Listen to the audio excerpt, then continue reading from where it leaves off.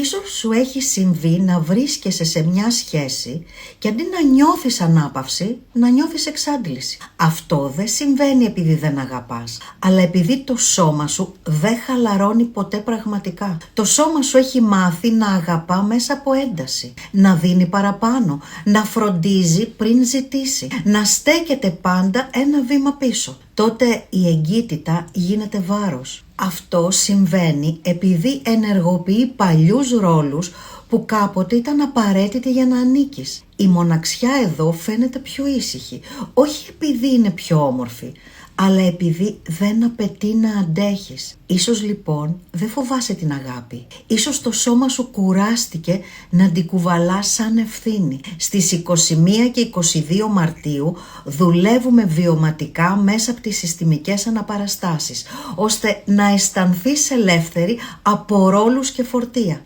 Δες τις πληροφορίες κάτω από το βίντεο και δήλωσε συμμετοχή.